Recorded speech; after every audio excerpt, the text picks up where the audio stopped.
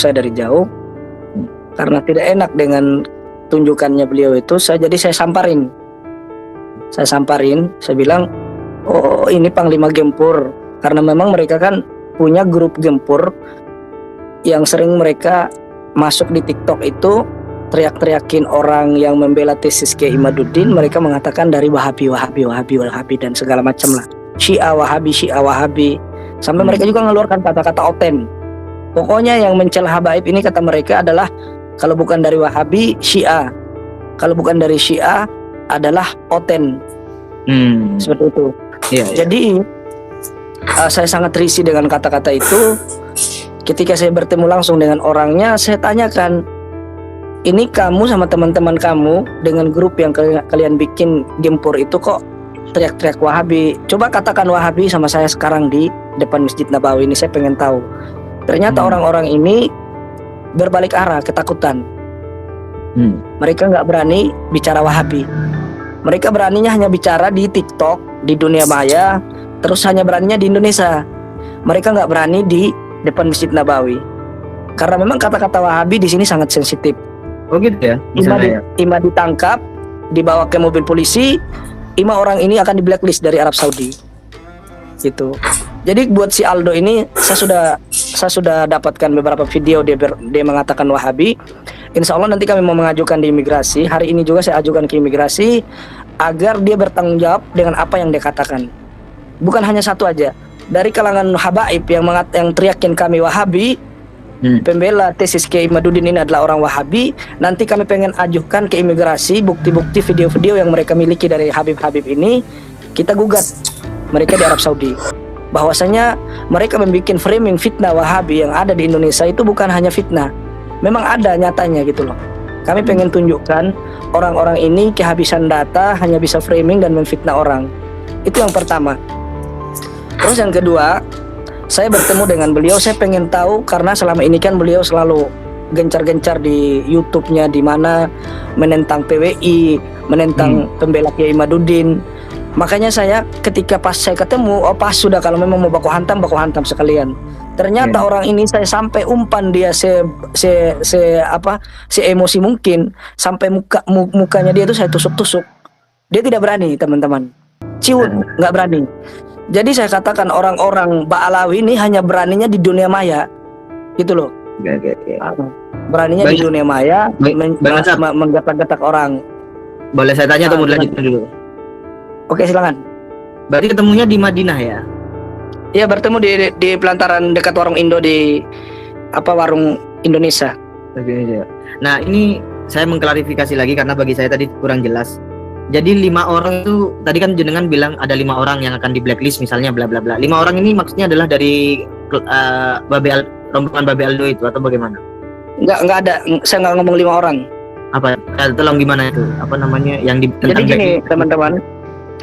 Saya hanya pengen mengajukan dia ke imigrasi tentang perkataannya dia dan teman-temannya menteriakin kita Wahabi di Indonesia.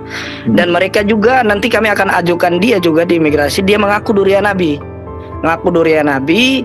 ngaku sebagai Habib, pengen dikultuskan di Indonesia. Kita akan ajukan dengan bukti-bukti yang ada.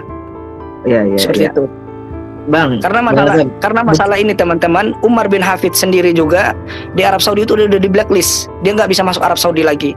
Informasi itu pelit informasi itu. Yang berbicara ini bukan hanya orang lain, orang dari keluarga dalam rumahnya dia sendiri yang cerita sama kita, keponakannya. Seperti itu. Berarti saya ulangi ya, Umar bin Hafid sendiri pun di blacklist di Arab Saudi. Apalagi kelasnya si Aldo. Memang lagi viral di media sosial bagaimana ya kalau dianggap perseteruan antara Babe Aldo dengan Bang Nasab di depan halaman Masjid Nabawi, tepatnya di depan rumah makan Jawa Indonesia di Madinah itu. Ini memang sangat disayangkan ya, di tempat ibadah kan, komplek-komplek tempat ibadah kok terjadi seperti itu. Ini viral di YouTube, di TikTok gitu. perdebatan antara Babe Aldo dan Bang Nasab ini. Ini menarik dan kita semua sudah mendengarkan alasan dari Bang Nasab kok terjadi perdebatan ya menurut kami ya agak-agak keras gitu. Itu ya karena perilaku-perilaku dari Babe Aldo yang di situ itu mengatakan orang yang pro dengan Kiai Imad ini dengan sebutan Wahabi, Syiah, dan lain sebagainya, anak cucunya Dajjal. Wah, ngeri lah. Ya, intinya bahasa-bahasa Wahabi itu di Arab Saudi itu riskan gitu loh, sampai ditantang oleh Bang Nasab untuk memanggil dia Wahabi, tapi tidak berani. Babe Aldo nya tidak berani, ditantang-tantang tidak berani gitu loh. Kalau berani ya pasti ditangkap oleh polisi, dimasukkan mobil, terus di blacklist kan gitu, tidak boleh masuk lagi ke Arab Saudi. Ketat itu Arab Saudi, betul itu. Dari pengakuan Bang Nasab ini, memang kalau kita cermati ya, pendukung Khabib yang pro dengan Khabib itu ya kalau tidak marah-marah ya bikin narasi, bikin framing, menjudge seseorang itu ya seperti Kiai Imad itu kan mereka sepakat memanggil Kiai Imad dengan sebutan Imad bin Sarman atau si Imad saja, bahkan tidak segan-segannya melabeli dengan Al-Kaburi. Wah, ngeri. Wahabi, terus Syiah, wah, anak cucunya Dajjal, ngeri kan? Coba kalau berani memanggil Wahabi, mengatai Wahabi di Arab Saudi, ya pasti dipegang sama polisi sana. Riskan itu, makanya ditantang Bang Nasab ini tidak berani. Mereka beraninya itu keluar-keluar di media sosial, di medsos kan gitu toh, di TikTok, di YouTube, seperti itu. Nah ini salah satu bukti perilaku-perilaku Khabib dan jongosnya itu ya seperti itu. Kalau kita mau objektif ya, yang menerapkan sistem persekusi ya gerombolan Khabib dan kroni-kroninya ini. Ini tentu untuk menimbulkan efek jera, efek ketakutan bagi siapapun yang berani mengkritisi atau menyenggol Khabib. Nah, ya untuk melindungi nasab mereka tentu seperti itu kan.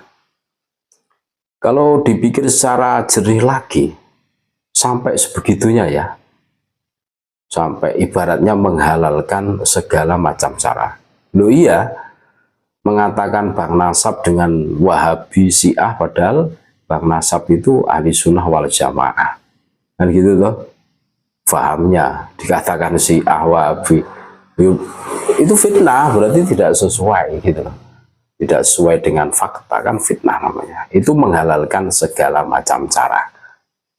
Lah, menurut Bang Nasab, sebutan Wahabi di Arab Saudi itu riskan.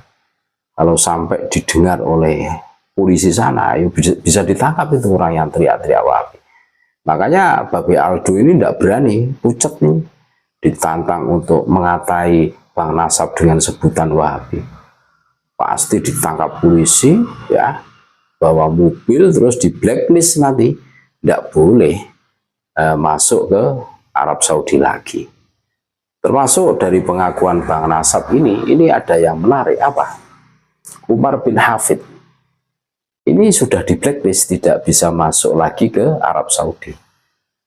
Itu mengaku-ngaku sebagai cucu Nabi, rawan di Arab Saudi sana. Kalau tidak bisa membuktikan, bisa dipancung di sana, ngeri kan?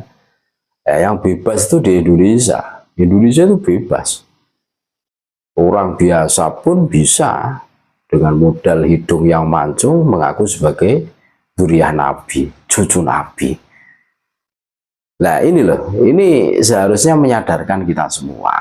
Makanya kita harus sadar bahwa Khabib yang selama ini kita anggap sebagai dzurriyyah Nabi, berjalannya waktu dengan kemunculan tesis, terus adanya tes DNA, mereka tidak bisa membuktikan bahwa mereka itu betul-betul dzurriyyah Nabi.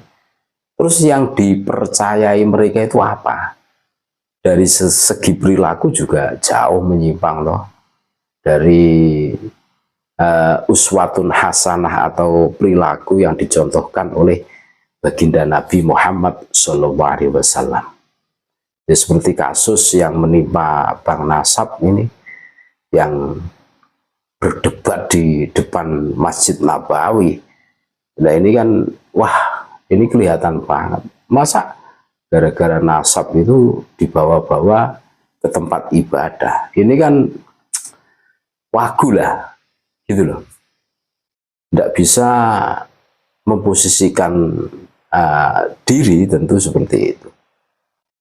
Nah terus tujuannya mereka itu ya memang nasab itu penting buat mereka, karena dengan mengaku sebagai dzurriyyah Nabi, apapun keinginannya itu akan mudah dicapai gitu loh.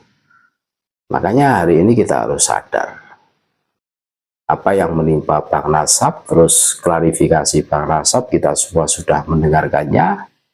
Ternyata mereka itu ya seperti itu gitu.